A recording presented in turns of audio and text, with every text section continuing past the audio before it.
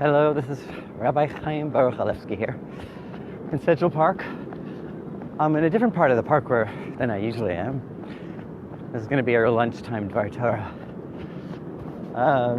We're at 110th Street, approximately, New York City. I challenged myself now to do the Dvar Torah on the biggest hill of the park, which is called, otherwise known, it's the Harlem Hill, but it's otherwise known as the Killer Hill. If you can get up this alive, you're good. So we'll see how it goes.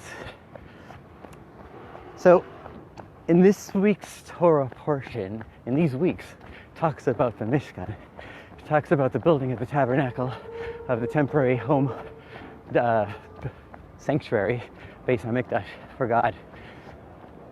The Torah asks us, God asks us to donate various materials, including the zahav, the chesef, and nechoshes, gold, silver, and copper, and many other materials. The Rebbe, the Midrash says an interesting statement. It says, "Lo nivra hazahav ella b'shvil Beis HaMikdash." The zahav, the gold, was only created for the Holy Temple.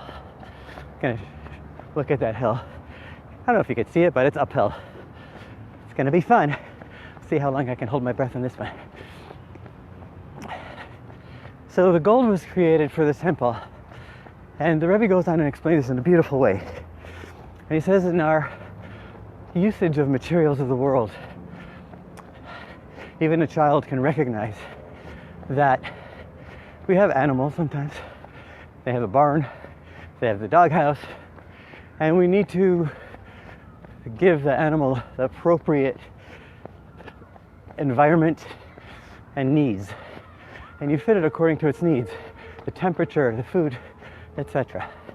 Then you have your home, which we build and decorate on a totally different level. You won't decorate your animal pen.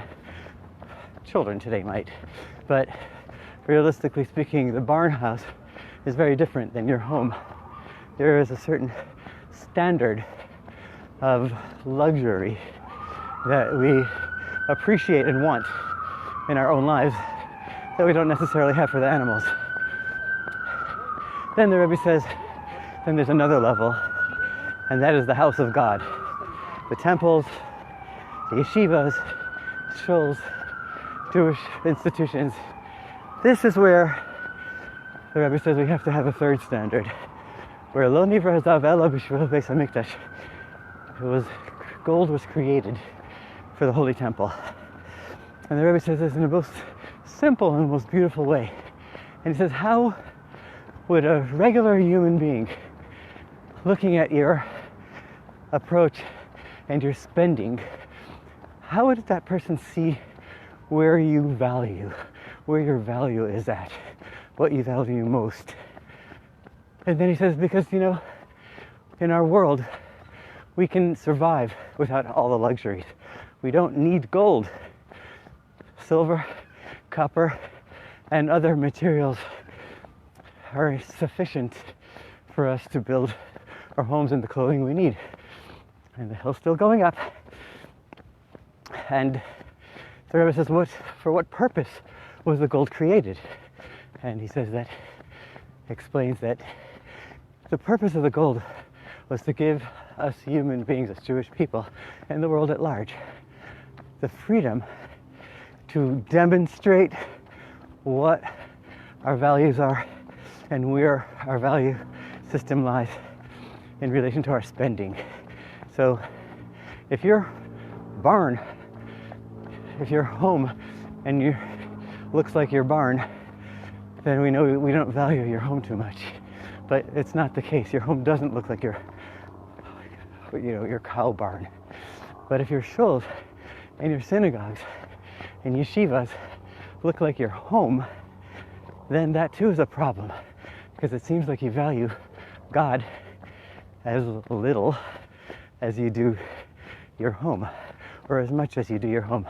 So the Rebbe says that the Midrash is telling us, Lo nivra zahav ela b'shul beit hamikdash, is God's giving us an opportunity to demonstrate how much we value God with our possessions by using the luxuries that we have, that God gave us.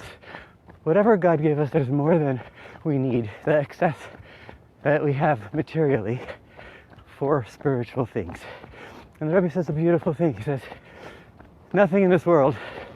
That's Daniel. He's my partner in crime. He's my friend. We're doing this Torah together.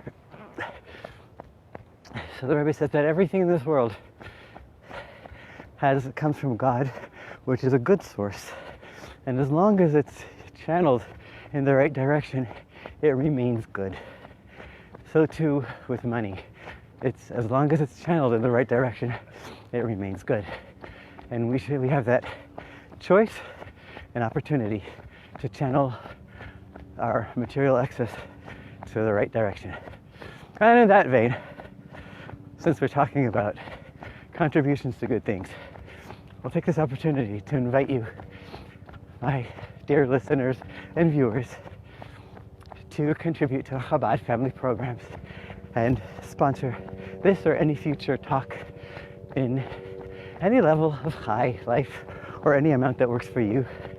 And the Rebbe says that the Torah teaches us that when a person elevates a certain portion, 10% or 20% of their earnings, to tzedakah, to charity, then all of their belongings become elevated and holy. Like the name of the last week's Torah portion, which is Truma, this week is Titzaveh. But Truma means donation, contribution. It also means elevation. So the Rebbe often would say that when you give 10%, and quoting the Talmud, that when you give 10% of your earnings, or 20% if you're able, then you raise up, you elevate all of your material possessions to God. So that's the story for now. The link is below. You can donate to your local Chabad center or your local Jewish organization or to our Chabad family programs and make more running commentaries like this possible. God bless you. And it wasn't that bad, that hill. We did it. Shalom.